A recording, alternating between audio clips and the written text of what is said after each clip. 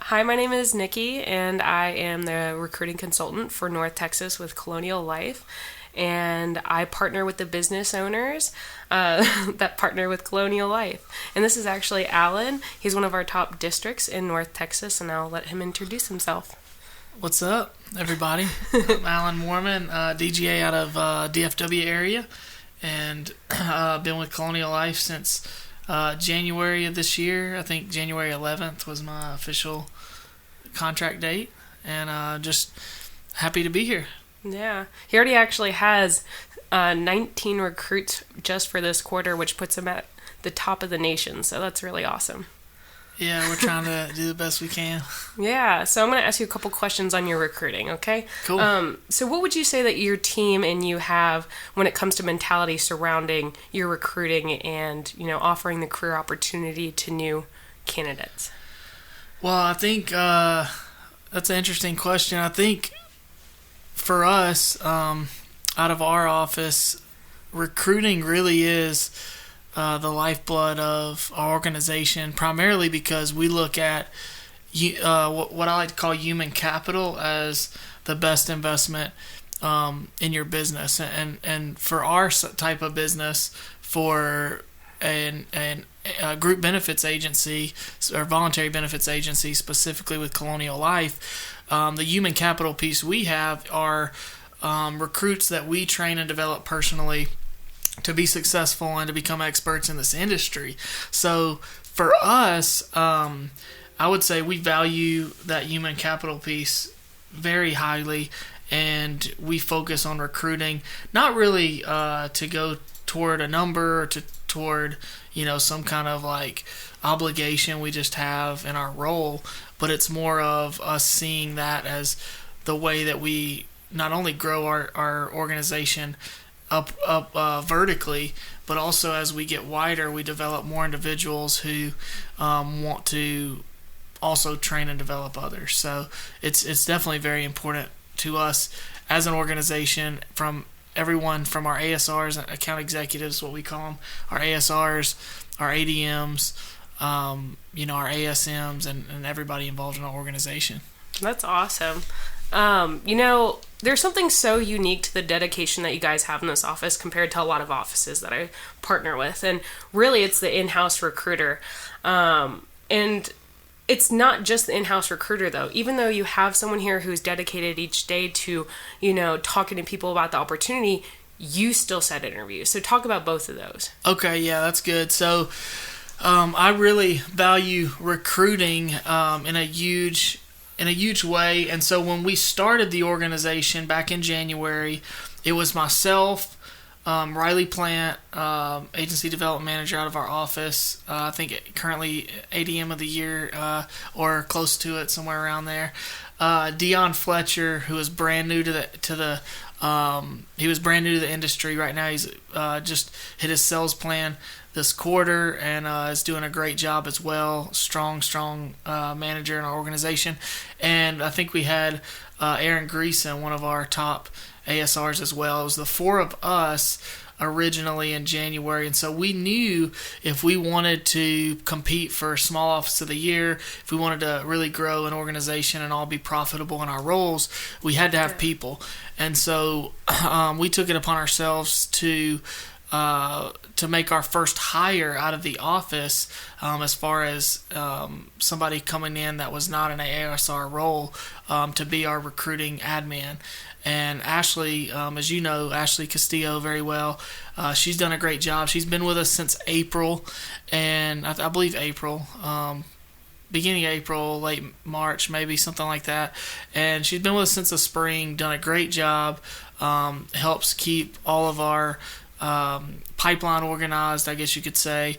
We compensate her. She's on pay on performance, compensate her based around how many contracts and how many folks we bring into the business, which obviously aligns all of our efforts in the same direction, which is really cool.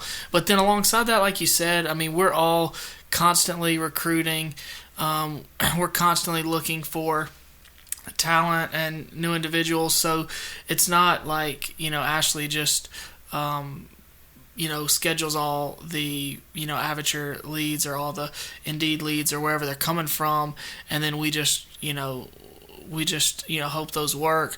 But we're scheduling interviews off of Craigslist resumes. We're scheduling interviews off of nominations. We have probably at least half of our organization here. At least half of our organization here is from what I call nominations, where it's somebody that's a family member or a old friend, or there's some kind of warm connection there where we found somebody who was looking for opportunity, and we helped them decide if this was the right path for them, and then obviously helped them develop in this organization. So we're constantly making nominations within our own center of influence. We're constantly looking for folks that would be great fits, and a great fit in what we do, or a potential fit in what we do.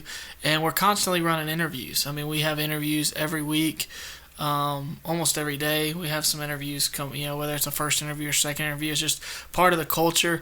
And even our ASRs are, they're on board with that culture. There's not any weird, there's not any real weird, scarcity mentality, or if more people come in, we're not going to have enough business to go around. We kind of kick all that stuff out the door, and we don't believe in a scarcity mentality. So we know there's plenty of business, there's plenty of people in the community to service, and we want to make the most of that. So that's awesome.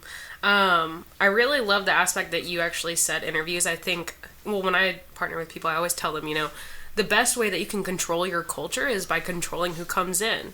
You have one cancer, then it's going to spread to everyone else. It's just one of those things that I love when an agency owner is really enveloped into the recruiting just as much. Yeah. How many interviews would you say you set a week? Believe it or not a massive amount. We probably have between our both of our office locations and ADMs and everybody combined, between all our managers, we probably do about 22 to 30 a week, if I had to guess, that are scheduled, something like that. Yeah. So not a massive amount. We're just very good about stewarding the ones that we schedule and making those individuals very very excited about the opportunity, so that we can have some of the highest quality folks come through the door and really decide who we want to move forward with, and who might be a better fit elsewhere. Yeah. Okay, and now talk to me about what an average recruiting week looks like.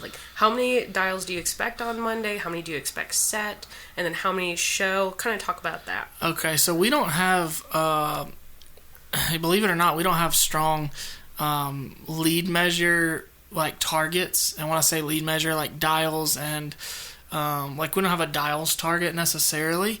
Obviously, we're making dials. We're we're sourcing leads, and obviously we're also working heavily with Ashley on a lot of the sourcing side of it. Yeah. But what we are focused on is trying to get as many people scheduled for our group interview at our primary location on Wednesdays at 11. So we have one group interview slot for first interviews. And what that means for us is we focus all of our attention on individuals. As long as the only time we make an exception on that is if somebody is from within the industry, maybe from a competitor, another brokerage, or something like that. We might have a one-on-one, kind of one-off interview during the week. But outside of those unique situations, we're focusing all of our energy within the office on Wednesdays at 11. Yeah. When we get people here for that group interview, I say group interview, it's really more of a multi-person, kind of one-time slot, multi-person, one-on-one interview. We call it a group interview because we get a bunch of people in a group setting, but the way that looks, and maybe I'll talk more about that, it's a little bit different than what's common in a group interview setting. We make people feel comfortable. We make them, or we help them to, really understand what we're looking for, what we're hiring for. We help them get clarity through being very transparent about what we do. And it seems to have a great effect in our ability to find the people we want, and then help people understand if it's not the right fit for them. Help them come to that conclusion through the process as well. Yeah. And I feel like you're selling yourself short just a little bit, because I was actually talking to Ashley, and she does about 60 calls, I think, a day is her goal, which at the end of the week is 300. Yeah. I mean, that is more than most. Yeah, absolutely. Yeah, you guys absolutely. are just rock stars and don't even know it. Yeah, no, we're definitely doing activity. But it's not, I feel like it's more about, the end result and getting what we're looking for. Of course. And it's good. Okay. And when you talk about how you get those people in, so you don't necessarily do a mass volume of interviews set, but I think a really good part in that retention too is your follow-up system, which they have a really awesome follow-up system. So can you talk a little bit about that? Yeah, so our follow-up system, our confirmation system is probably a more accurate term. Basically, or I guess follow-up from the time setting the interview to the date of the interview. I guess that makes sense. What we're looking at through that system is we want to make sure we touch them at least 5 times between the time we schedule an interview and the time that we actually conduct the interview. So those different ways that we go about, touching, those individuals or communicating with those individuals is our obviously our initial phone call to schedule the interview. It's our text message to remind them, direct to their cell to let them know or remind them about the the time slot, the date, the address, some of the basics on that. Sending them a confirmation email with similar information, and then a calendar invite through Google Calendar, which obviously is very important because if people put it straight on their calendar, it's a lot less likely that another interview is going to come up and they kind of forget or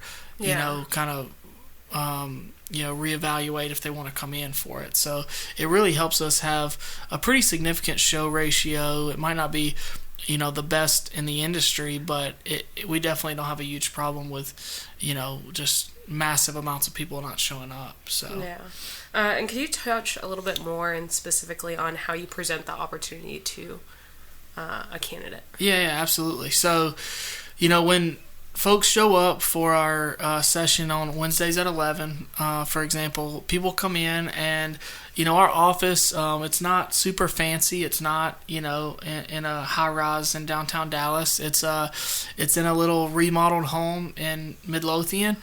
We got a lot of space here, but it is like a commercialized duplex, I guess you could say.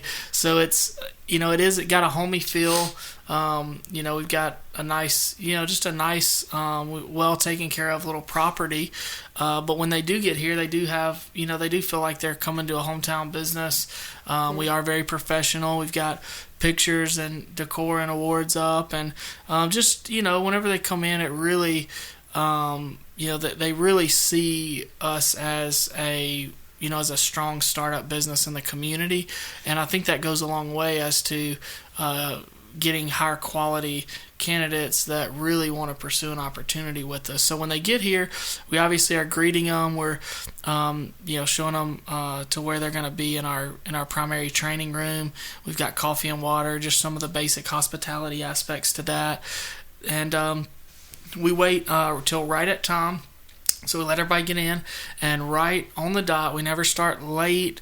We never start early. We always start right at the time that everything's scheduled. So if somebody's running late, they just kind of, miss out, on the first part because we don't stick, just kind of wait around. We want to be mindful of everyone's time. So we get started, and I typically go in the group setting, and I take somewhere between 7 and 10 minutes with the group. what I'm wanting to communicate to the group is, number one, introducing myself, introducing our company as a small business in the community, sharing with them really what we do. I always like to ask, hey, how many of you know about what we do? And most of the time they've Googled our office name, True Texas Benefits, or they've looked at local newspaper articles, or they've seen our website or something like that, so they kind of have an idea of what we do. That all of that's communicated in that follow-up process, so it kind of gives them some information, so when they get here they're not clueless. But as they're sitting there, what I'm trying to communicate to them is just a little bit about what we do conceptually, that they understand we're a business-to-business group benefits agency, that we're working with small business owners, with HR executives, just the basics of what we do. I want to communicate to them about the role. I let them know that it is an account executive role, that we're looking for somebody to work at the executive level with business owners, with HR reps. We're not looking for somebody to sell knee-to-knee the insurance products themselves, because we have those roles currently full. We're working toward just finding folks who can work at the business owner level and kind of share just the basic dynamics of our sales process. Literally we're talking like a 2 to 3 minute version of it, just a high level. I always let them know what the schedule looks like, that it is a Monday through Friday. It is full time. We're not hiring part time. That's just how we like to approach it. I'm letting them know about the pay on performance type of pay, that it is pay on performance, that is commission based, and it's focused on getting out what you put in, and kind of some of those aspects, so they do understand that. And then ultimately at the end, over the last 2 to 3 minutes, letting them know, here's what we're looking for. We're not looking for somebody necessarily that has a ton of experience in the industry, but we're looking for somebody that's adaptable, trainable, that's coachable, that has some wants to grow a long-term career. I always say, hey, if you're looking for something just short-term over the next few months, really this is not what you want to be doing, for just 2, 3, 6 months. Because by the time you've been in by the time you get out, you'll just be getting momentum. So don't, if you're not looking for something like that, please, do not continue to progress, in this process. And then at the very end, the last minute, I let them know, hey, here's what our process is going to look like. All this happens in about 10 minutes. At the end, I say, we're about to step into one-on-one interviews, so we're going to get you guys, myself and whatever managers are here. Usually I've got at least 1 or 2 ADMs here. I've got Ashley here. Sometimes Marcos will jump in and help us out too. And I'll tell them, hey, we're going to do a one-on-one interview with you, 15 to 20 minutes. We just want to get to know a little bit about you today. We want to figure out if you're the type of person that's a fit for our organization. And then on Friday, we'll be calling to schedule second interviews for next week, where we'll be going a little deeper into our search, a little bit deeper into you, a little bit deeper into the role, and then from there we're wanting to have an initial start date and we'll have a specific start date for those candidates that we're interviewing that week, which is typically 2 to 3 weeks out, something like that. Awesome. So that's kind of it's a little different, but it's about 10 minutes. It's just in a nutshell, hey, here's what we're doing. Here's why, if anybody's curious about why we're doing a group setting, I always let them know, hey, here's how many interviews we had scheduled today. So if it was 20 and we have 8 people there, then I'll say, hey, 20 people were scheduled for an interview, 8 of you are here. This is the reason we don't schedule one-on-ones all day, because it's just not advantageous for our time and our business, and people understand.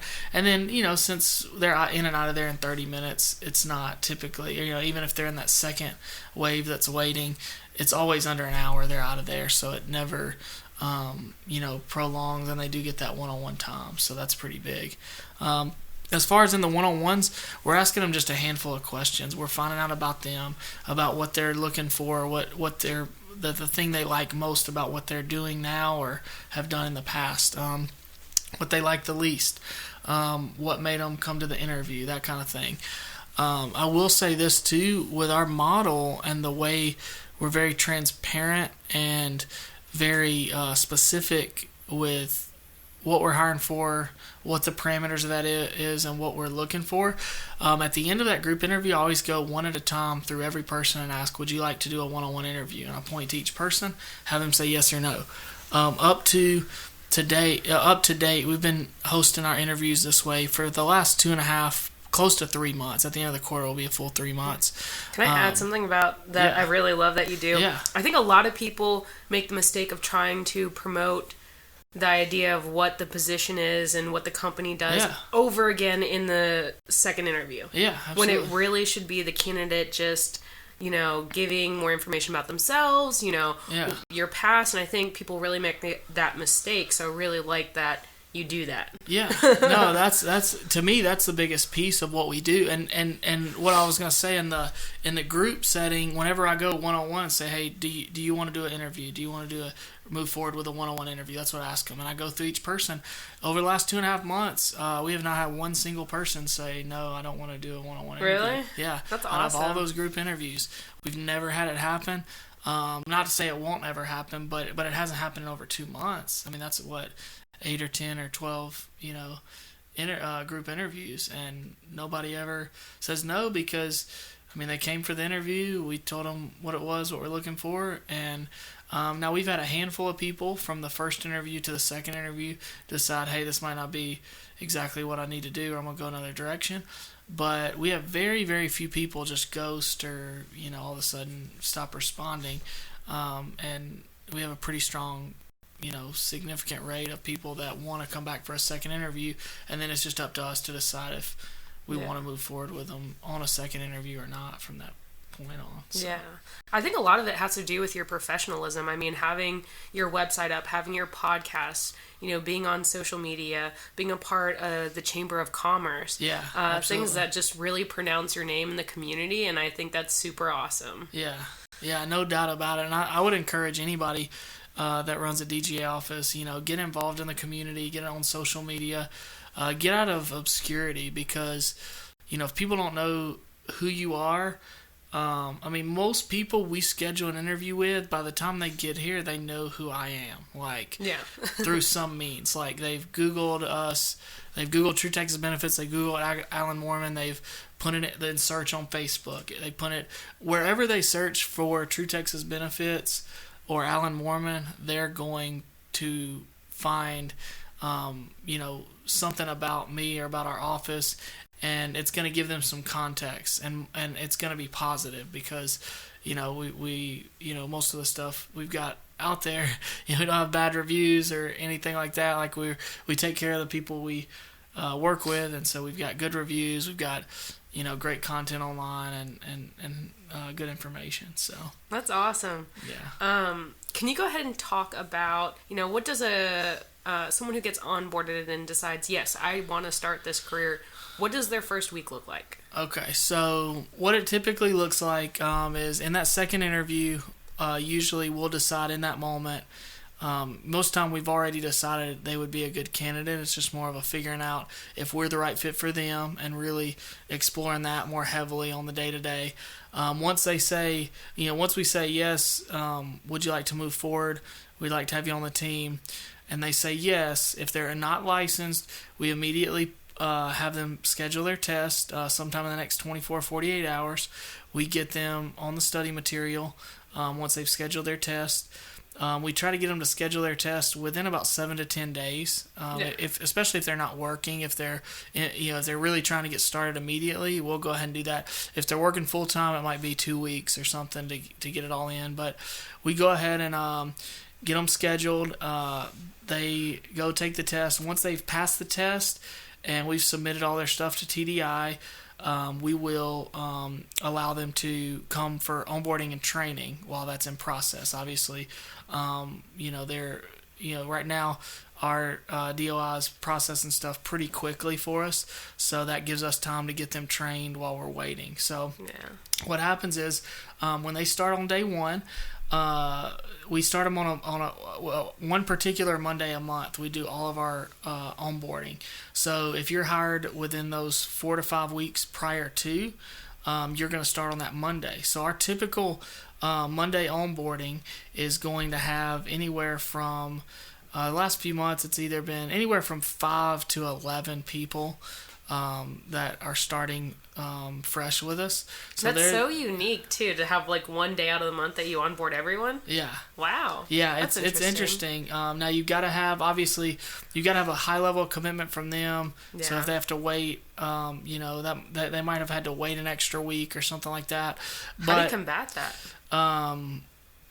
We just get people excited about coming on board, and nobody ever knows that there's anything different out there. Like, that's just how we do it, and that's and we also make it an event. So when they get here, and if they're at one of our like we've got an ADM that's at a satellite location, a couple hours away. If it's somebody who's coming more than 2 hours away, we'll actually get them a hotel. Make it, really like an event for them. And we've got a big enough space at our office to host this, where when they get here for their first Monday morning, they come in at 9 a.m. for our sales meeting. That's where they get to meet all of our current account executives, all of our managers. They get to see the awards we give out every week, the energy, the positivity we bring every week. They get to hear about contests and sales and all the stuff we've done. And then we introduce all of those new hires, that one day a month, where we go through, let them talk about themselves, kind of just give that introduction. And then immediately after that at 10, while our other account executives and ASRs are actually doing their training in our other room, we start the onboarding for all the new hires in our main training room. And that is a very specific onboarding process we've developed. It's a lot of the same dynamics that most DGAs are using, a lot of the same forms, it's the same sales process, the 2DM, first, second DM process. It's the same, for the most part, same weekly calendar, maybe with a couple of unique factors to it, but it's very similar pieces to what a lot of DGA's onboardings will look like. Yeah. We just put it together and really make a huge event out of it. So everybody has their own onboarding notebook that we put together with their name on it. It has all the documents they're going to need with dividers, like one for all their sales documents, one for all their product, one for all their like compensation documents. We have all that in their notebook. So they have a hard copy notebook with everything we're going to cover, like the supporting documents for it. And that day we kind of go over 4 areas, it's a 2-day onboarding. The first day we start with our company culture. We spend about 2 hours about how we operate, how we do things, what our main core values are. We go through those. We explain each of them, why we value those things. There are things like non-restrictive communication, like relentless integrity, just things that, show them that the way we do business it might be a little different from maybe where they've come from, and how we always do the right thing every time. We tell the truth to each other, to our customers, like all those little things. We go through that thoroughly. So before we even get into the calendar, the schedule, the sales process, they understand how we do business, and they understand how we treat people and all that. So everything makes a little bit more it fits into context better. So we go through the core values, then we go through like expectations and the schedule. We go through the calendar thoroughly. We explain the why behind everything we do. So it's not just like, hey, you're going to be here, you're going to do this, you're going to do that. It's, hey, here's why we do this, here's why we do that, here's how we do that, and the purpose behind it. Then we go into all the phases of the sales process. So we explain that thoroughly, so they understand conceptually, when I'm making all these calls, why am I making these calls? Like, I want them to understand that when they're making all these calls and they're getting their teeth kicked in, different days, they need to understand why they're doing that, not just, hey, do this because I said it and you'll make money, but hey, what's the why? So after we do this, after we go over the sales process, we actually get into product. We go through the product with them, although, ASRs, as in the opener role, don't necessarily have to be experts on the product. We want them to understand at least what the product does, and understand, what value we're bringing. So we go through that. Obviously, we end the second day with compensation. We spend about 2.5 hours, and we go through the compensation like in and out. So by the time onboarding's over, they not only know what our company stands for, how we go about things, our core values. They know what to expect from a scheduling perspective. They know what to expect on the sales process and the cycle of that process. They understand the product. They understand how they're getting paid. Not just a high level, but like they can tell you, hey, if I get this case with this much AP, this is about how much is going to be in my bank. They know those things by the time we're done.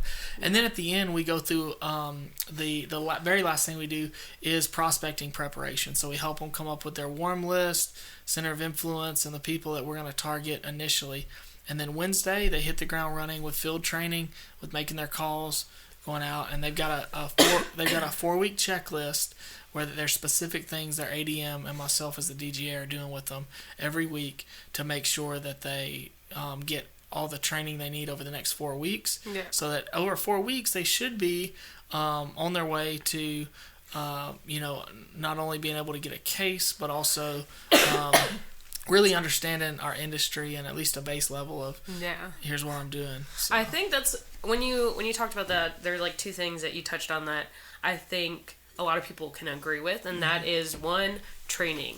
I've done this for about 2 years now, and I did some recruiting on a campaign, so I guess it's like 3 years. But the one reason why people move is because they never got training at their old job. That is a good portion of why people leave jobs. Absolutely. They don't feel prepared. They've been thrown to the wind, and especially when it comes to this industry, it's a tough industry to get in. It's a tough industry to have a good leader, to find people to help guide you in the right direction. Absolutely. And then on top of it, compensation. I hear people come all the time. Well, I went to this one, and they told me compensation. I just didn't understand anything. Yeah. And so, the fact that you go through compensation, they do know it. Your ADMs know it. I mean, that's, honestly, one of the better things, Yeah. No, it's huge, yeah.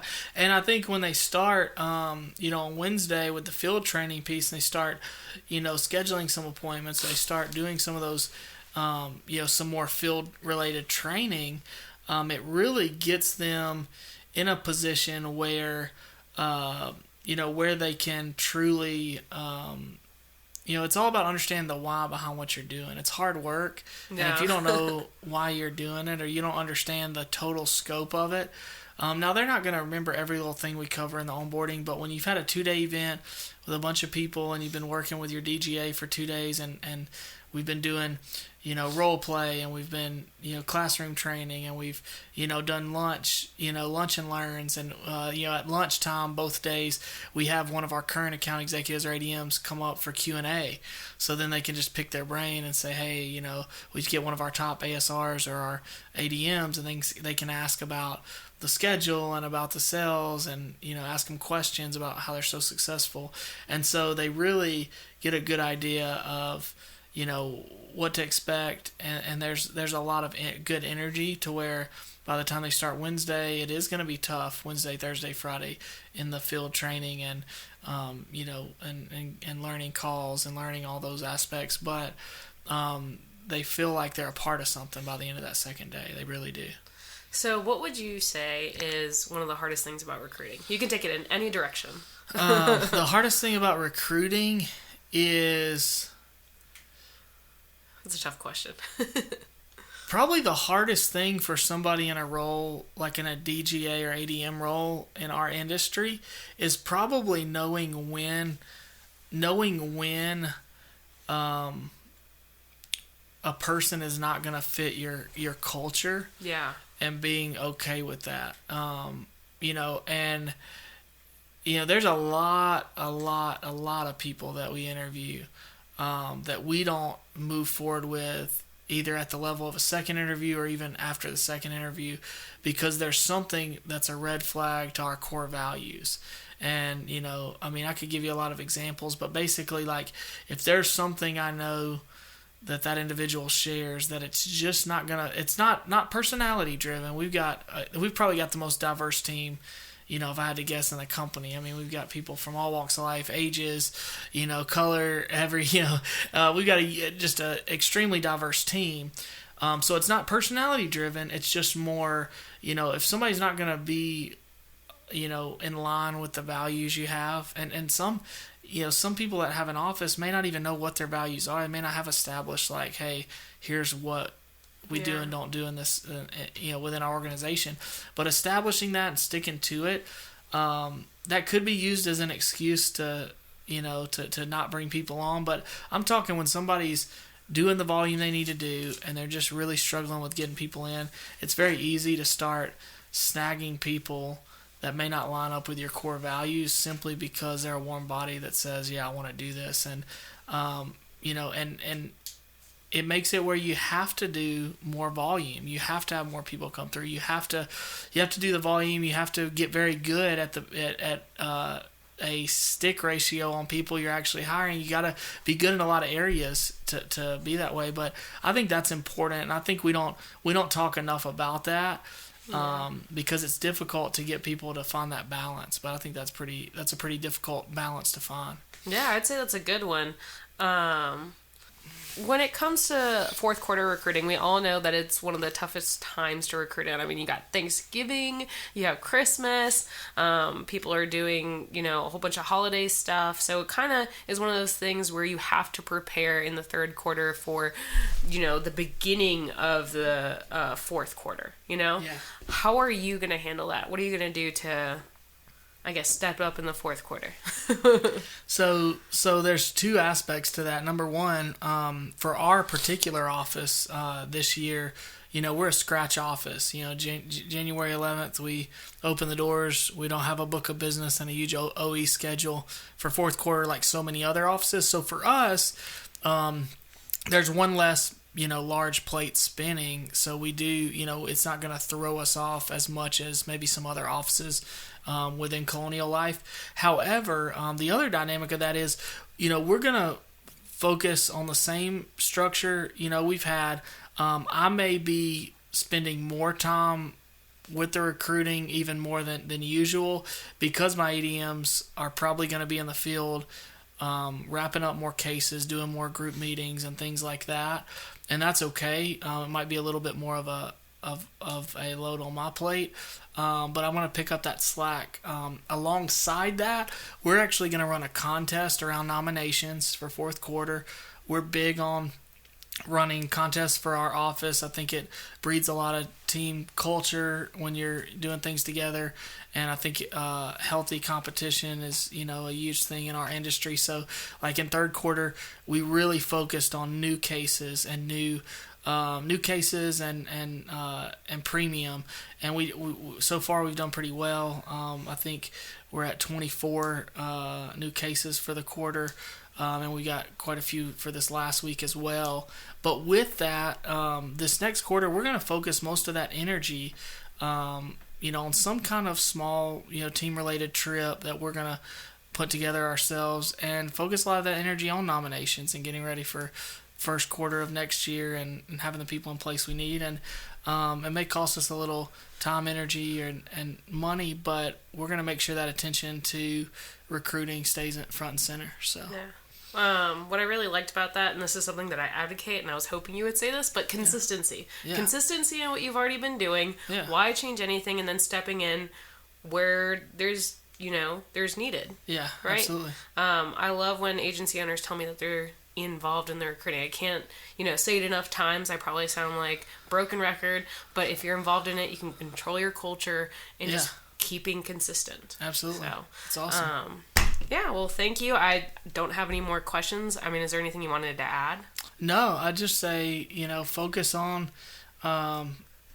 focus on transparency in the process, with your recruiting, no matter what size or, phase you're in as an office. Focus on transparency with candidates, and focus on finding people that are going to fit your culture, not your personality, but who's going to fit your core values, who's going to be a part of what you're trying to do, and who really has that, the right attitude more than the personality or job history or all those other things sometimes people want to look at. Focus on those things, do the work, and you'll have plenty of people wanting to come work with your organization. So that's awesome. The last thing I got to say. Well, I guess that's it. Cool.